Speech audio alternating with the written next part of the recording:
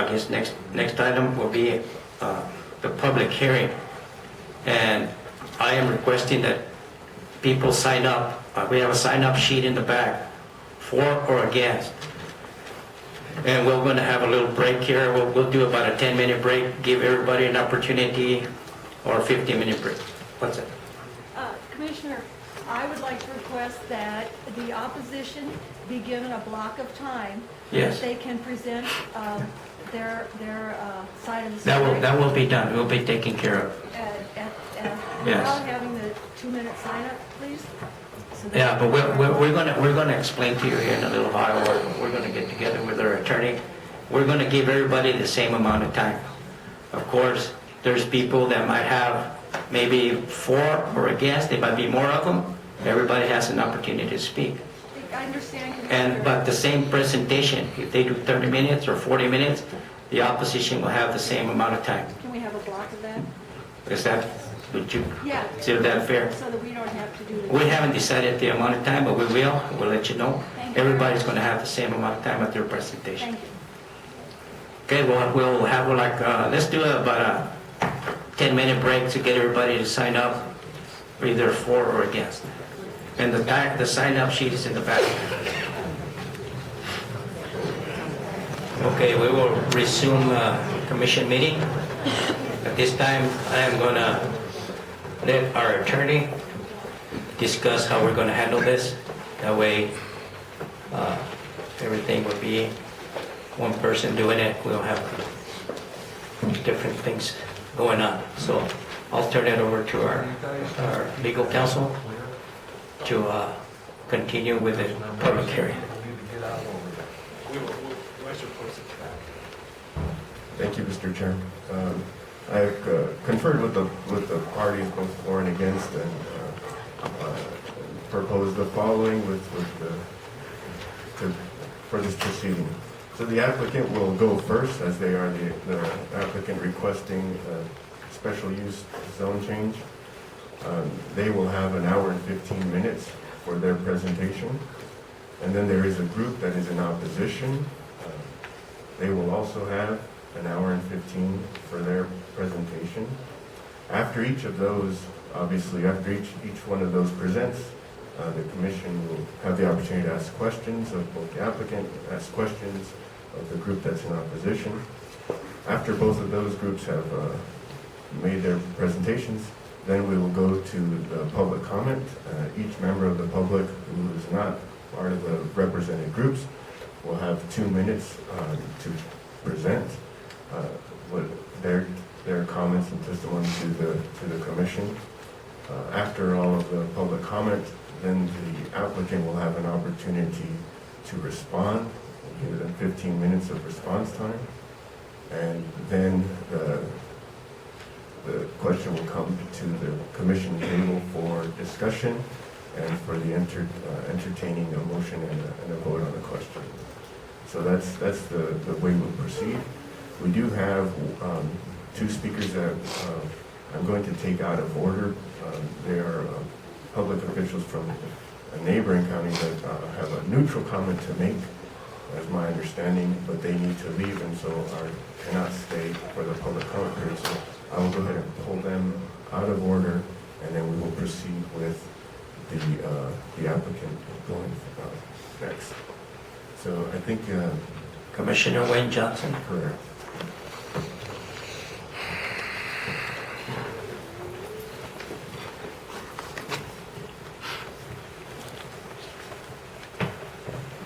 Thank you, Commissioners, Mr. Chair, members of the Commission.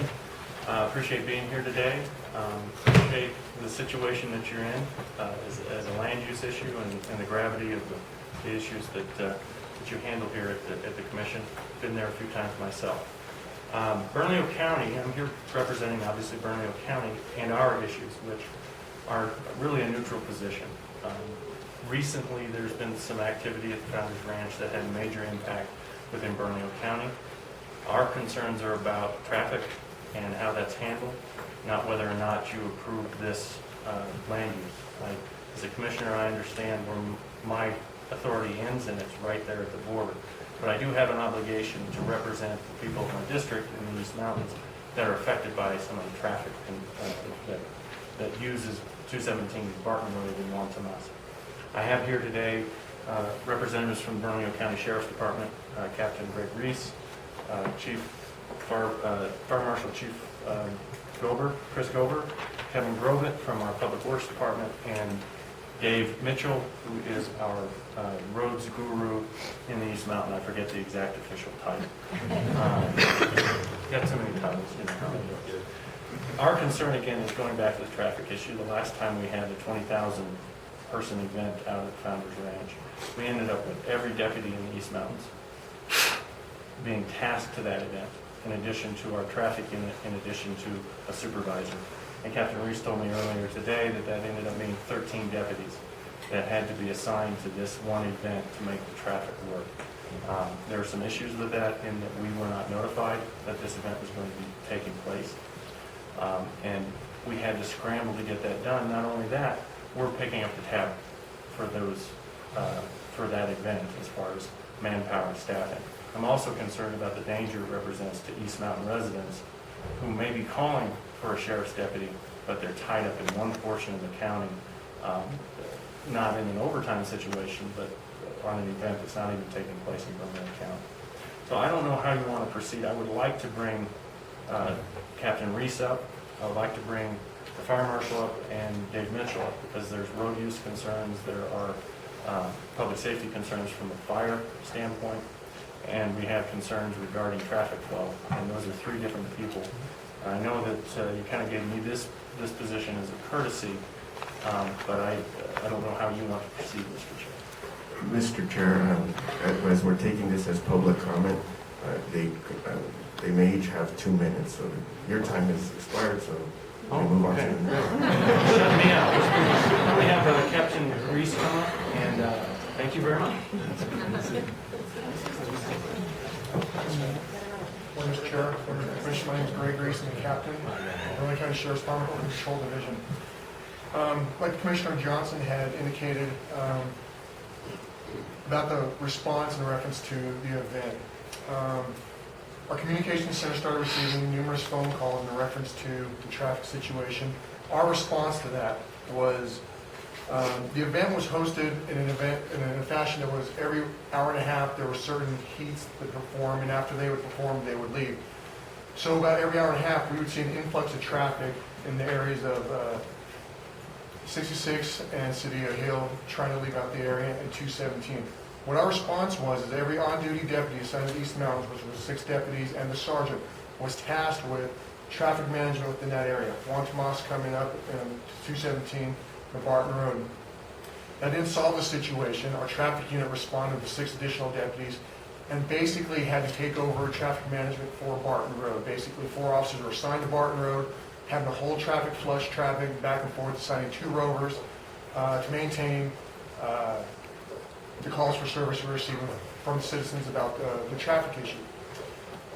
In addition to that, we had a hard post deputies on 217. The traffic was an issue where it was becoming a public safety issue, and again, our resources entitled approximately 13 deputies and a supervisor. There was not the pre-planning that we would like to have seen from the organizers of this event.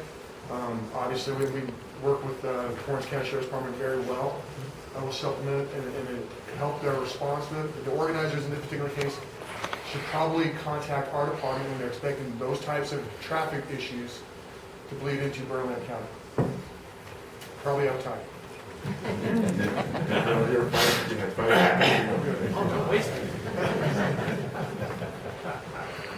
Morning, Chris Gover, Bernalillo County Fire Marshal. Mr. Chair, Commissioners, concern with Bernalillo County Fire Department is again related to the traffic issues with people parking along Juan Tomas, Barton Road, 217. It's going to limit our access to Bernalillo County residents along those roads with our emergency vehicles, our fire trucks, EMS response, that type of stuff. And then with us being that close to it, our units more likely going to respond to that area if something does happen. So we need to make sure we have adequate access into that property to protect not only that property for fire and the surrounding properties if a wildland fire or something does happen in that area. That's really all we have. Thank you. Thank you.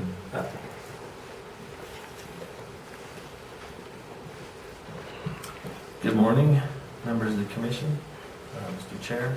My name is Dave Mitchell. I'm the operations and maintenance. I'm the operations and maintenance director for Bernalillo County. Let me just first say that I'm very appreciative of your staff, particularly the planning and zoning administrator, for making the outreach this time. I'll give a little bit of a contrast in what happened in 2007, 2008, when the Founders Ranch was initially approved. I got a call from the Torrance County manager saying, "We just approved this thing, now come and fix the roads." That's how I first heard about it. This time it was much different, and we had the outreach, and we were able to provide a lot of feedback about how we might. And that's all we're really here for, is hoping that you'll provide adequate conditions, findings and conditions of approval for the special use.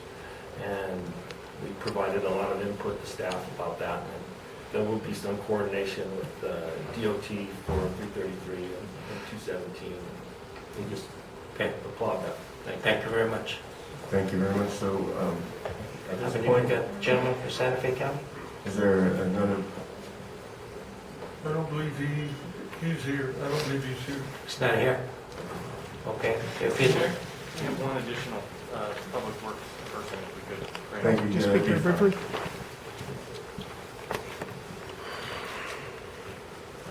Good morning, Commission, and all those who are attending. My name is Kevin Grovett, and I represent Public Works at Bernalillo County, and I specifically deal with planning issues that we have in our county. I would like to briefly state that we have met with the representatives of Founders Ranch, and they are in agreement that they will provide us with a traffic control plan that addresses all events that occur on this site that exceed 200 people.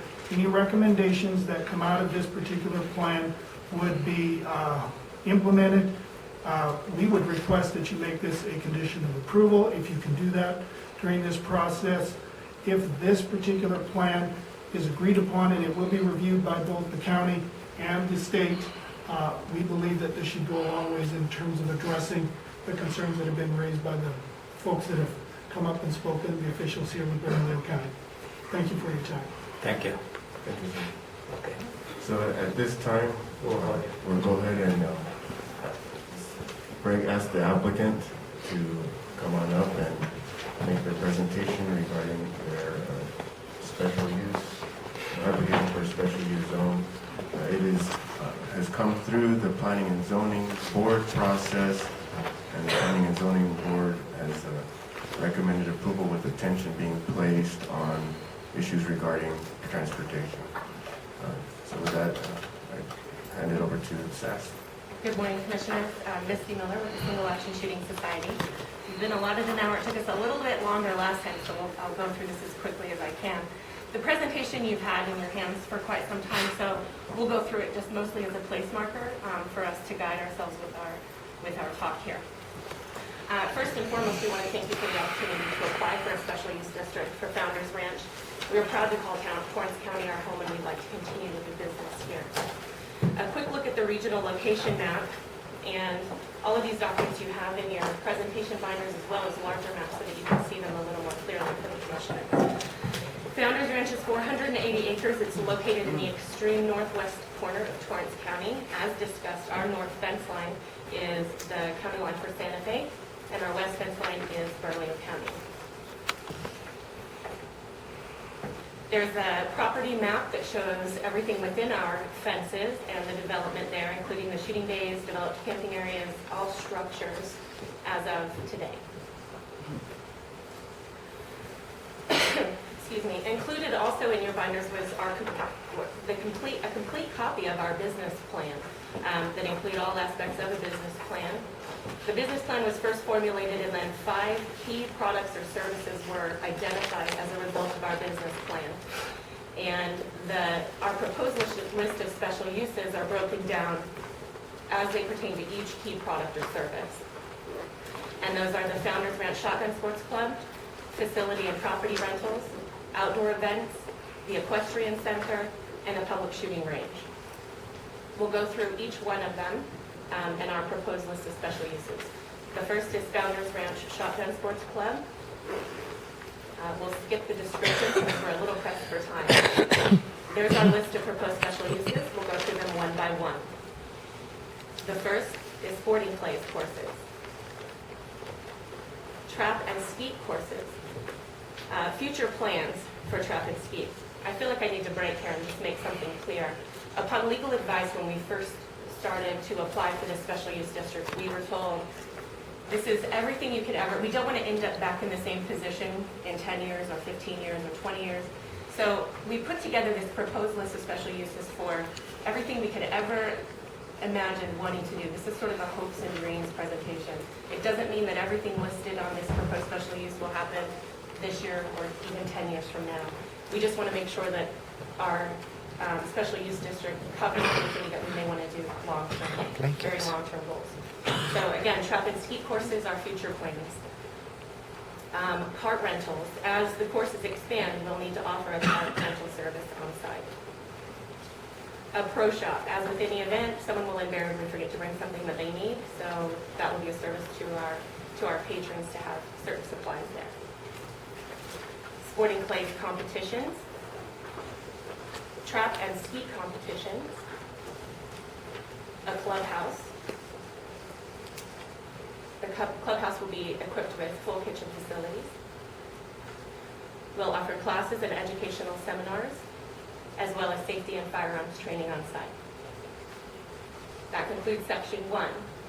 Section 2 covers facility and property rentals. We'll skip the description. There's the list of special uses, and we'll start with them one by one. Property use, facility or property use or rental of Founders Ranch by organizational events, activities, and retreats. Civic and community organization use. We currently proudly offer our property and facilities to a lot of nonprofit and local civic and community organizations. Trail rides. Dog trials. Public meetings. Television and movie location or production. Weddings, receptions and parties, banquets, community games, bunkhouses or lodging of some sort, rustic camping, corporate team building or team recreation events, continued development of our Old West Town, the storefront and vendor retail buildings that exist on the property, as well as continued development of the living history museums and encampment area that are on the property. Dude ranch or guest ranch type activities and events. That brings us to Section 3 for outdoor events. Description of the property, our proposed list of special uses, starting with various sporting competitions, festivals, Mountain Man or Rocky Mountain Rendezvous events, car shows, swap meets and farmer markets, craft fairs, camping adventures, educational programs, including the Living History Museum's separate programs and seminars. That brings us to Section 4, which is the Equestrian Center. We'll skip the description. Here's our proposed list of special uses. First one is mounted shooting events and competitions, both SASS and CMSA. Rodeo competitions. Horse training, horse trials, horse shows, livestock shows, New Mexico Mounted Patrol training and qualifications, as well as the New Mexico Mounted Patrol search and rescue training and qualifications, trail rides and trail ride competitions. That brings us to Section 5, which is the shooting range, proposed public shooting range. The description of it,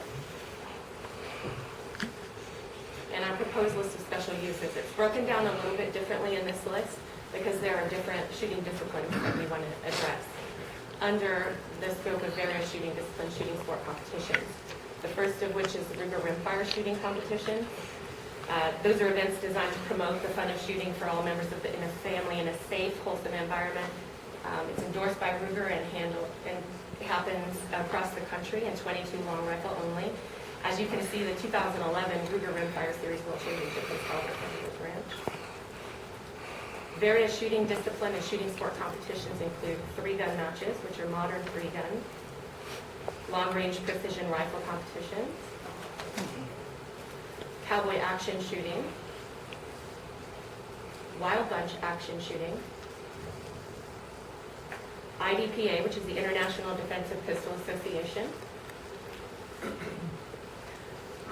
United States Practical Shooting Association, IPSC competitions, and then the recreational public shooting range.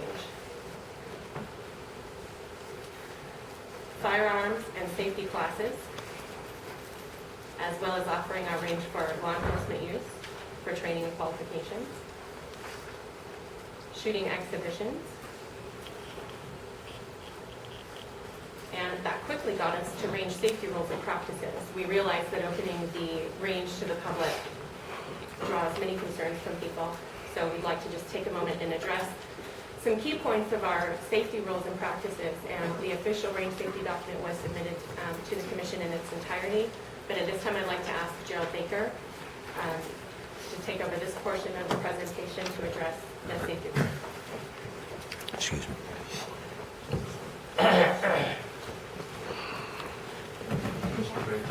Before you proceed, and let's take a quick pause, we want to make sure that we get everybody sworn in. Oh. So go ahead and come up and just make sure that everything you testified is sworn to. Mr. Getchow, swear you in, and then swear in Mr. Baker, just to make sure Mr. that's Miller? on. Please state your name for the record. Misty Miller. Raise your right hand. Do you solemnly swear the testimony you're about to give is the truth to the best of your knowledge? And the testimony that you've already given? I do.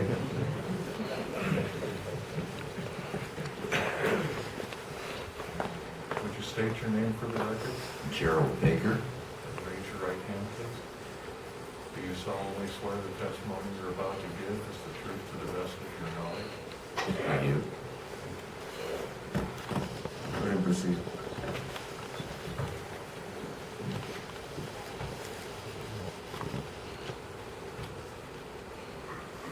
In any activity involving the use of firearms, safety is obviously of the utmost importance. At Founders Ranch, the safety of our shooters, our spectators, and our neighbors is of the highest priority. We make every effort to ensure all shooting is directed to a safe, specifically designated impact area to ensure that no bullet injures a participant and no bullet ever leaves the property. The following presentation will include a brief discussion of exterior ballistics, physical attributes of the shooting areas, policies and procedures, etc. Ballistics is the science of the motion of a projectile. Exterior ballistics is the branch of that science that deals with projectiles after it clears the muzzle and throughout its time of flight. The maximum distance a bullet will travel in a vacuum is obtained by launching a bullet at a 45-degree angle. However, most of us don't live in a vacuum. The trajectory in a vacuum is its perfect parabola with the launch angle and the strike angle being the same. And if you were to fire that in a vacuum, it will just travel forever until acted upon by another force.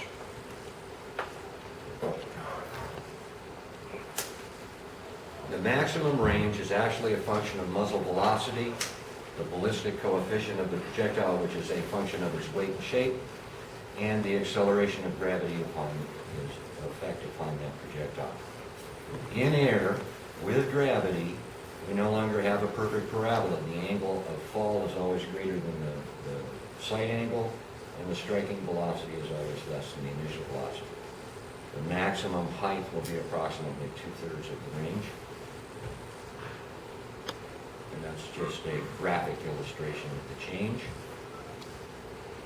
We included in your binder there is a table replica of this.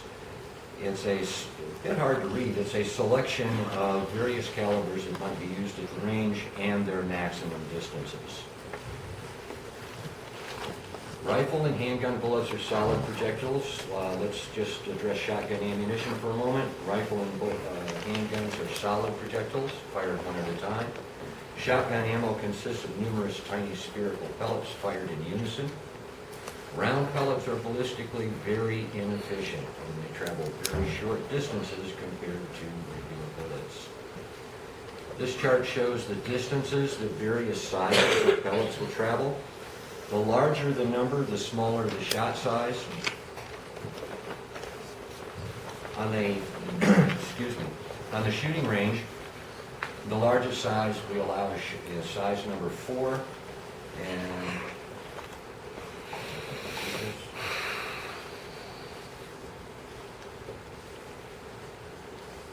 that's not getting it. Anyway, size number 4 will travel a little under 1,000 feet.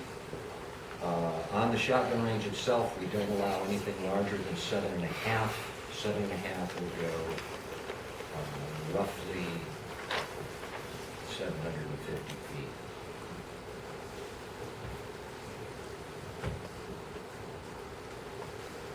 The maximum muzzle velocity allowed for pistol ammunition in the cowboy action shooting game is 1,000 feet per second. The maximum rifle velocity is 1,400 feet per second. In cowboy action shooting and in wild bunch action shooting, the targets are fairly close, and there's no advantage to using maximum velocities. The vast majority of our shooters use muzzle velocities much lower, 450 to 850 feet per second, and which seriously limits the maximum range. This chart shows typical distances. If all other safety measures were to fail, the farthest the cowboy ammunition would travel. Founders Ranch is a 488-acre rectangle, 1 mile north to south, 3/4 miles east to west. The shooting area is 17 bays. If you remember the little diagram that Misty had up there, they're located on the eastern side and the northern half of the property. There we go. Those bays are actually represented on the bottom of that picture, that arc that you see. They're all pointed into the mountain that you can see the highlight of at the bottom of the picture. Each bay is oriented toward the base of that peak, and the mountain rises 200 feet above the floor of the shooting bays, and that's our backstop. That prevents bullets from leaving the shooting area. The distance from the beginning of the bay to the top of the mountain is 490 yards. Each bay is bounded by earth berms on both sides, and at the front or end of the range, at the base of the mountain, it forms a 3-sided box, and all shooting is taking place inside that 3-sided box. We construct those bays in such a manner that they're designed to contain any bullet fired within their confines. Coupled with the safety procedures and the policies that we have in place, the possibility of the bullet leaving the range is extremely minute. Highlights of the policies and procedures of the proposed public shooting range.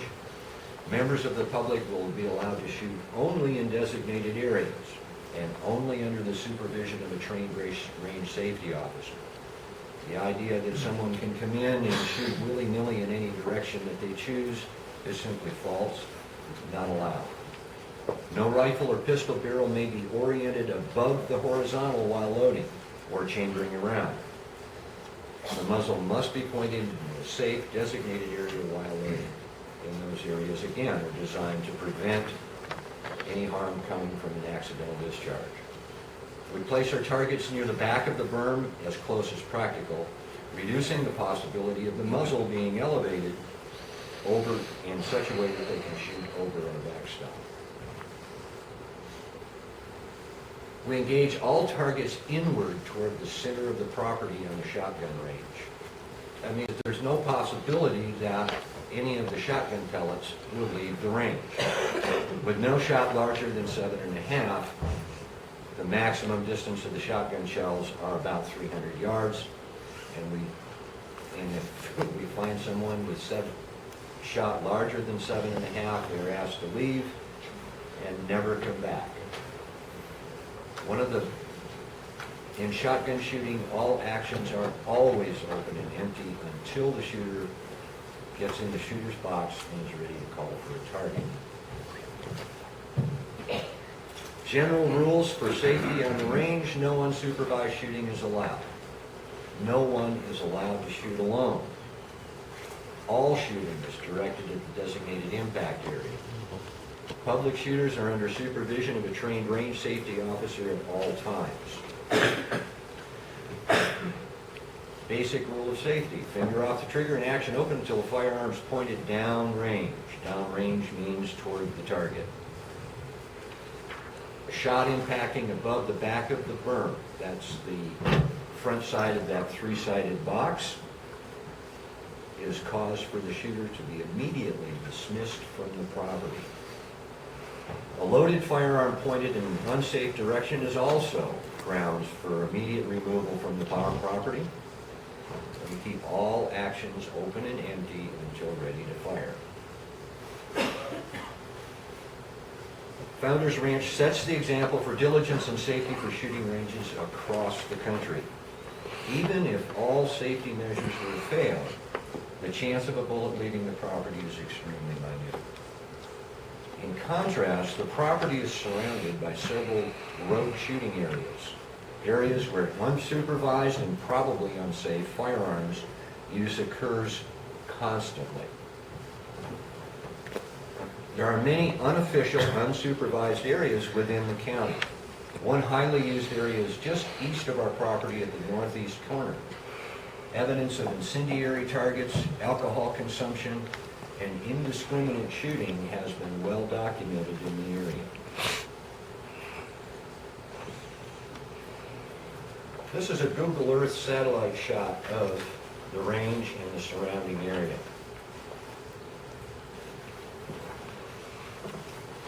Notice the red area? That denotes the area, the potential impact area of someone shooting in that previously mentioned road shooting area.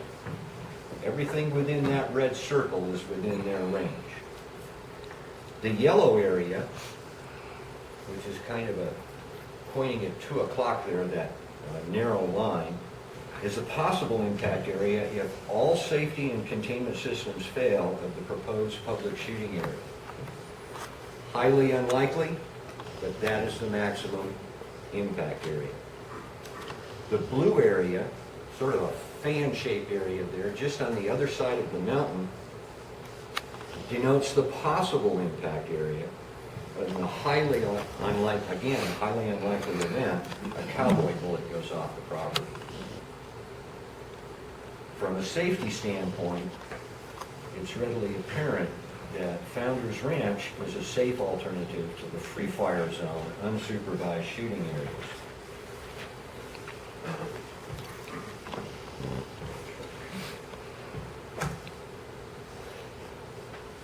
One of the concerns at any shooting range is noise.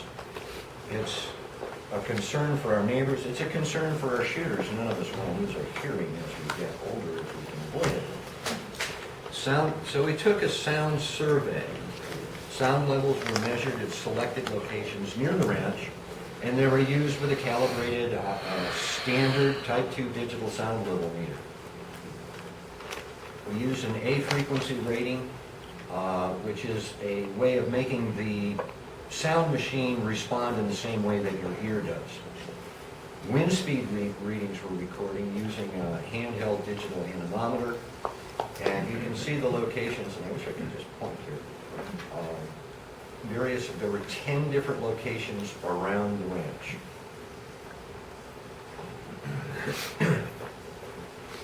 On December 2nd, we had a cowboy action shooting match at Founders Ranch and a 5-stand practice session at the Clays Ranch. We took sound readings at each of those 10 areas. On December 3rd, we decided to do some reference shooting because no one was on the range. We used a 30-06 hunting rifle, a .223 caliber AR-15, and a 12-gauge shotgun. Each were fired into the backstop at Bay 16, which is where the proposed public shooting area would be. No other shooting was taking place, and we took subsequent readings to obtain a reference level. In each instance, at each location, we recorded wind speeds, then minimum and maximum ambient sound readings were recorded, and then by a radio or cell phone, the order to fire was given, and we took the sound readings of the actual shots. In the end, what we found was that ambient noise levels varied widely from the mid-30 dB range to as much as 70 dB. When the wind blows really hard, the trees make more noise, is what it amounts to. In many cases, the sound of gunfire could be heard but not measured.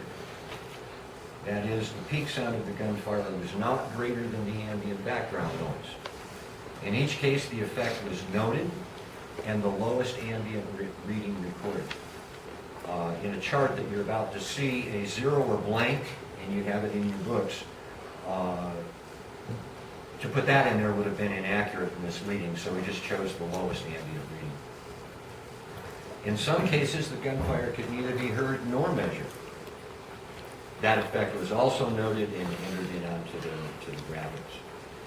In all cases, gunfire from the ranch resulted in sound levels less than the maximum sound ambient sound level. Cowboy action shooting and clays range results were generally either not measurable, inaudible, or 1 to 2 dB above the minimum background ambient level. That means we weren't much louder than what you hear normally. Gunfire from rifle and shotgun at Bay 16 was generally above minimum ambience, but not more than the maximum ambient reading. In all cases, sound levels from gunfire on the ranch was less than 55 dB at each of those areas that we measured. Sound levels of gunfire from the road shooting area, however, were generally slightly louder than the same gunfire from Founders Ranch. Sound levels exceeded the maximum ambient level at one location on the east side of the mountain by approximately 8 dB. Sound level was either inaudible but not measurable, or not audible at all in 2 locations south of the property. Windy conditions raise the ambient noise level, and they also affect the level of sound perceived or measured at various locations. The berms which form the shooting bays obviously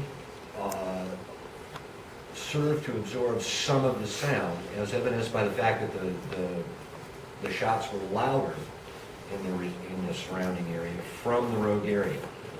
In some locations, the sound of the gunfire could be heard but not measured above the ambient background. In no case was the sound level greater than 51 dB. In general, it appears, at least in some locations, the loudest gunfire may well be heard from areas other than Founders Ranch. The Environmental Protection Agency states levels of 55 decibels outdoors and 45 decibels indoors are identified as preventing activity causing interference and annoyance. Anything lower than these levels of noise are considered those levels which will permit spoken conversation for other activities such as sleeping, working, and recreation, which are part of the daily human condition. Founders Ranch noise levels in the area are well within those parameters. And it's a bit unreadable, I notice up there. Commissioners, you have this table showing the actual measurements and where they were taken in your presentation. We found, in graphing the sound levels, we found it to be rather interesting. If you see here, the ambient is that yellow line that goes across. That's the noise without any gunfire. The blue is the maximum noise without any gunfire. The red was the gunfire levels. that can be actually measured. And again, that's the table just recording the information.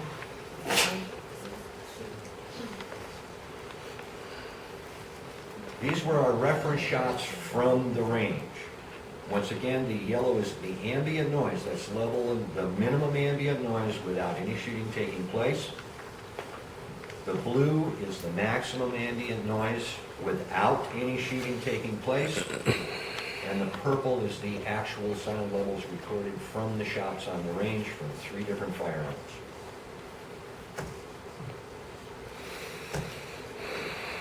These are the sound levels taken from shooting at in the same places, but shooting from the road shooting area. The ambient, once again, is yellow. The ambient maximum sound other than shooting is the blue. And the actual measured shots are the purple. As you can see, in most cases, the maximum ambient background noise is greater than the noise from the shooting. And this graph is just a comparison between the cowboy match, which is that kind of purple line or light blue line, the range reference maximums, and the road area maximums. Once again, lending the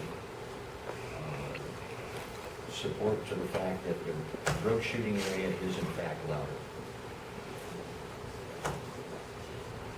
And y'all have the commissioners have a table showing what the actual sound levels are of various household appliances and items. It surprised me to find out that my electric toothbrush is actually 63 dB, which is louder than many of the shots that you hear from the range. Now I'll turn it over to Misty. Thank you. Following along again as a placeholder with how your presentation, our application was presented to you. Quick note about our emergency and evacuation plan. It was submitted to you in its entirety, and we'll highlight a little bit in this portion of the presentation. Everything from emergency contact points, how to report an emergency, on-site as well as off-site medical assistance, veterinary and emergency procedures, our responsibilities, precautions for a general evacuation, electrical storms, fire information, medical emergencies and first aid, as well as a helispot, participant and a vendor information sheet, and a site layout and evacuation map. One concern that continues to rise to the top is fire, one that we're equally as concerned with as everyone else around us. We take every precaution that we can to avoid for fire prevention and preparedness. We keep all event areas maintained. Access to any area of the property during an event is kept low, mowed very low or gravel. We have over 30 fire extinguishers on site located in various locations. We have 2 3,000-gallon water tanks on site that are full at all times. We have 2 water buffaloes, one at a 500-gallon and one at 750-gallon, full and on the ready. We also communicate and coordinate with fire officials, and we strictly enforce rules for attendees for no open fires. The traffic control plan, as the Bernalillo County officials stated, we did have an opportunity to meet with them last week. We know traffic is an issue. We know it was a huge issue during Warrior Dash, and one that we're prepared to make sure we do everything in our power for it not to happen again. So on that note, we commit to contracting a licensed traffic engineer who will come up with, they'll do a traffic load evaluation and plans for different event sizes. We're looking at contracting them to do a tiered system for us. I'm saying a 3-tiered, it may be 4 or 5-tiered, based on the requirements 5 or 3 counties and the Department of Transportation. For any event over 200, we'll submit that along with the permits we've always submitted through Bernalillo County for barricading. We'll include place for signage placement, which we've always done, but we'll move forward with the traffic control plan as well when we submit for permits for any event over 200 in attendance. So we are committed to doing that, and also working.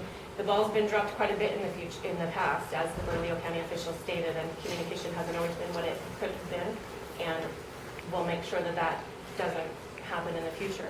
So we want to work as closely as we can with all officials from all of the agencies to ensure that safety and adherence to all criteria for all events, including any and all appropriate permitting. And that will include Torrance County, Bernalillo County, Santa Fe County, the Bernalillo County Public Works, the Department of Transportation, and any and all involved law enforcement agencies from all 3 counties as well as state police. A detailed traffic control document, it's not really a plan, has been submitted to the commission in your packet. It's more of an on-site traffic flow diagram.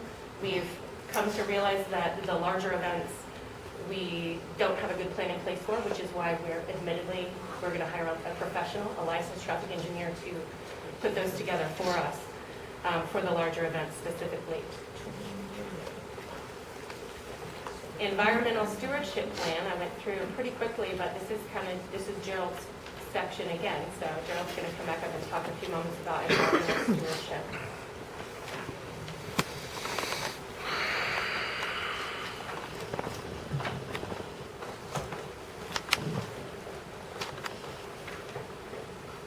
The complete plan has been submitted to the commission, and we're going to just hit some highlights here.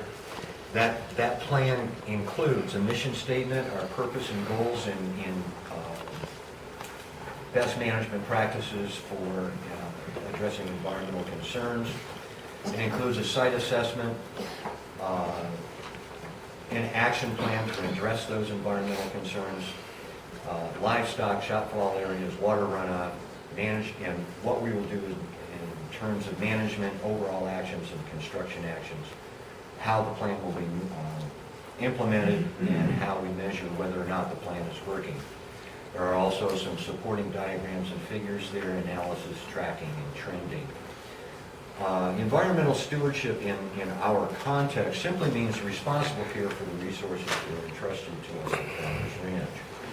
An environmental stewardship plan is a written plan, and it's sort of a broad map or roadmap for planning, implementing, and monitoring the progress of our environmental management.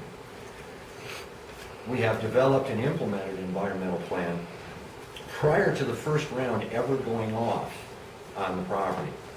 Founders Ranch has documented its commitment and its continuing protection of the environment and the community.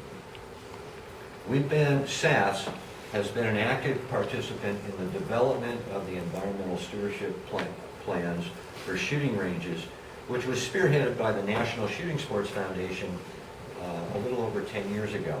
We were in fact present at that very first meeting that kicked it off. The Founders Ranch Environmental Plan was developed using the guidelines that have come out in templates that have come out of the National Shooting Sports Foundation, whose range initiative team worked very closely with the EPA to develop the agency's best management practices for lead at outdoor shooting ranges. To understand an environmental stewardship plan, you have to understand how lead moves, what its mobility is, and how it behaves in the environment. Lead cannot cause environmental impact unless or until it's ingested into the body of a living organism by one of 2 basic mechanisms. One, it dissolves in water or suspends in water, and 2 is by being directly ingested. Our plan's key monitoring element is the collection of soil samples from various areas around the range. We have those areas under GPS coordinates so that we can take the samples from the same place every time. The pH is really important because the primary cause of lead becoming mobile, that is, dissolving into the ground, threatening groundwater, is acidic soil, or the direct contamination of the lead by the presence of water sources like rivers, lakes, ponds, etc., within the shotfall area. Founders Ranch and the surrounding areas have no water sources, as I just referenced. Hence, the only measurable threat of contamination lies within the easily controlled acidity of the soil. The extent to which lead dissolves or becomes mobile in the soil is significantly impacted by the pH level. The lower the pH, the more acidic; the higher the pH, the more basic or less acidic. Lead mobility is lowest in the typical soil pH range of 6.5 to 8.5. Should the soil samples begin to show us an acidic soil, we can add range to the soil to prevent that lead from moving in migrating to other places.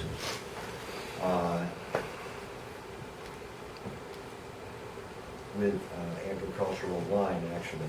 Should the pH go too high, then we would add phosphates to the soils to keep the lead from moving.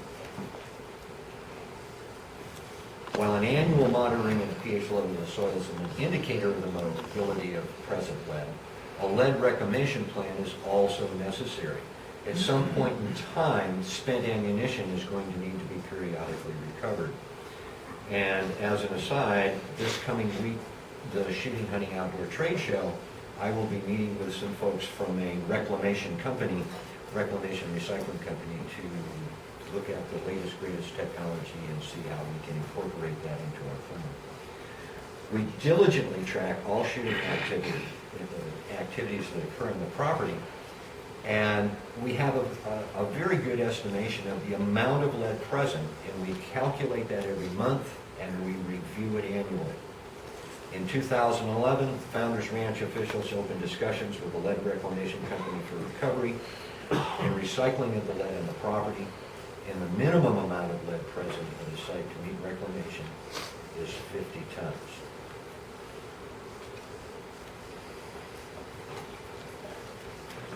And I'll turn it back to this.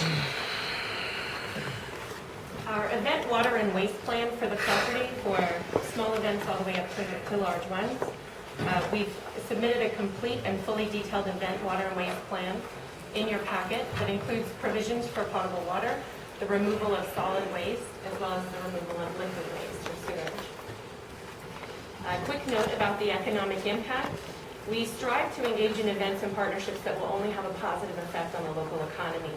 An analysis of the overall year-round current or projected economic impact of activities held at Founders Ranch has yet to be conducted. Some questions have arisen as to who pays taxes where. So to clear that up, Founders Ranch does pay both property and gross receipts taxes directly to Torrance County. And a complete and fully detailed economic impact report on the property's largest event, which is End of Trail, as well as an impact analysis provided by Red Frog Events' 2012 event, has been submitted to the Commission in your packets as well. Some key points of that provided by Red Frog Events on the Warrior Dash, based on documentation provided by Red Frog Events. The survey analysis indicates that an average Warrior Dash generates $2.7 million in local spending. The 2011, I have not done the 2012 for End of Trail yet. 2011 economic impact of End of Trail is just over $3 million. A side note about economic impact reports. Typically they're done to paint a prettier picture than what there actually is. And in years past, that was absolutely the case. I stand before you with that oath. I just swore that everything I say is true. I personally built this economic impact without any of the typical multipliers used, because I wanted a real, true representation of what the impact actually was. And so that's as true as it gets, no multipliers there. Certificate of insurance has also been submitted in your packet.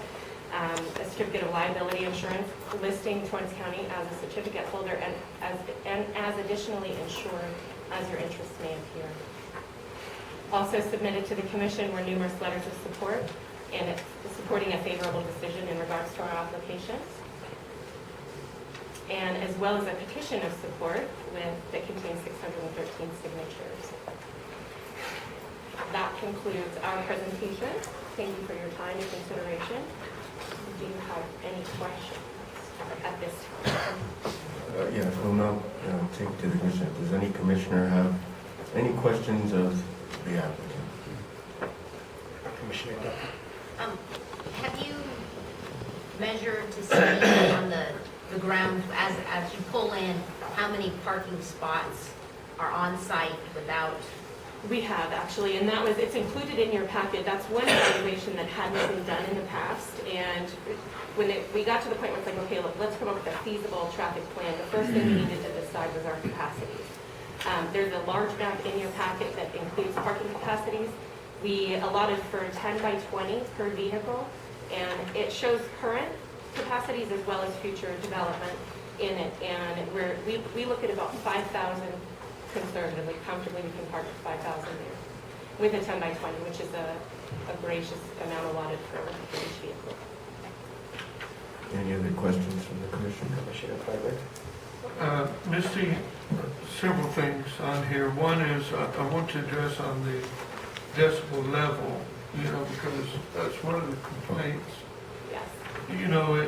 I know that you have in your book, the levels and what constitutes, that's hazardous to the hearing, but I also want SAS to understand that if you're speaking and someone is talking in the back of the room, it's very irritable, Yes. even though they've never reached that decibel level of hazardous hearing. So, I want to make sure that SAS understands We do that understand it's that. not really damage to the ears as much as irritable, but anyway, it makes people ticked off. A nuisance, absolutely. And we do understand that. And that's, unfortunately, noise is a byproduct of a shooting range. But the sound survey that we did was really just to get a general idea of something measurable that we could see how bad is it really. And using the EPA's guidelines for what constitutes a nuisance and things like that. We wanted to present you some readings so that you could see what the noise levels were really like. We've also entertained several ideas of doing what we can to lessen that even further with possibly adding vegetation. I just spoke to someone last week that, straw barriers, around the shooting areas to reduce sound. So we are looking at other ways. We're not just saying this is it and y'all, you have to deal with it. We want to be good neighbors. We realize sound is an issue. It is with any shooting range. But we're looking at planting, taller, tight-knit trees along the fence line to help deflect some more of the noise, to see, what we can do, what's within our power to try and ease that. The other question that I have, in reading your presentation, you state that we all learned from the Red Frog events, and it did catch all of us, by surprise that many Absolutely. people would be there. But in your presentation, you list that SAS would take over all of the traffic and the security and everything. Is SAS prepared? And I don't mean to be knocking anybody down, but if you have somebody that's coming out that approaches a rent-a-cop or a security guard that you've hired, they do not have as much say or as much authority as the public sheriff's offices have from all three counties. And is SAS prepared to reimburse? I know that you talked about working with them, but there's a difference between hiring a $7.50 an hour security guard Right. than somebody that actually has the knowledge and the Yeah, the commitment to be more actively involved is more, coordination-wise. And each event, it needs to be pointed out, is permitted on its own. For example, Warrior Dash and Red Frog events obtained its permits independently of SAS and Founders Ranch. We leased them the property, and then they obtained all their permits, and it was on their plate. What you're referencing in the packet, in the application, is our commitment to never assume again that they're going to be doing what they need to be doing. To make sure that we're more actively involved in the coordination that they're meeting. The traffic engineer, the security coordination with local officials. We won't ever take a backward stand and say, well, we've leased the property and now it's up to them. So we'll take a more active role in all future events if we lease it to an outside vendor for an event, to make sure that they understand the criteria clearly with what's required of them in terms of traffic, security, parking, things like that. And the last issue is a little bit on Commissioner Tapia's. On the road, Barton Road, in order to achieve a large event, and you have a circular ingress and egress out, and I noticed in your maps that you have to put in another gate to exit to where the people are not running into each other and we don't get the problem. Well, Barton Road will take considerable amount to repair, to have traffic to go over it. Our road foreman presented us with an estimate of material alone will run approximately $50,000 to $60,000. Is SASS prepared that if we do make an approval to work with the counties and see that that happens? Well, we're prepared to do everything within our power to make sure that it happens. I think the first step that we need, road improvements and traffic control is obviously the top priority with all of this. And the first thing, I think our first step is to hire a licensed traffic engineer so that flow rates can be determined. And if maybe that exit onto Barton isn't even feasible, we need to see what a licensed traffic engineer, a professional, evaluates. If improving Barton then is the only way, then we'll pursue those avenues. Okay, this time, that's all I have. I have one question. My question is concerning the events coming up. How far along are they scheduled, say, when you have an event, or generally can give me a time of what, 3 months, 4 months, 5 months, or whatever? Really, the Warrior Dash, if we're talking about that, SASS events are not what's in question here. Yeah. But the Warrior Dash has been scheduled since, it occurred on May 5th, 2012. 2013 has been scheduled since May 4th. So that's a year in advance. Yeah. And I've kind of kept them at arm's length, based on what happens today. If we are granted our special use district, then I will immediately start coordinating with them and get them around a table with all the officials and the traffic engineer and things like that to make sure there's not a repeat of 2012.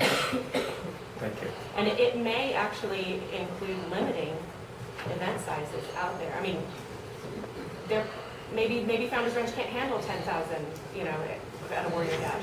Maybe it's limited to 5 or 6, and those are restrictions that the traffic engineer will be able to let us know kind of what our limitations are. Well, I guess to be more specific, and my question was, do you yourself have a time limit that you schedule events? Like, say, I want to have an event next week. I go to you, you say, no, you can't because we schedule them 3 weeks ahead of time. Or do you actually have that kind of? No, we don't have anything like that in place right now. We haven't ever, the occasion hasn't arisen that there's been a need for that. Any other questions from the commission? No questions this time.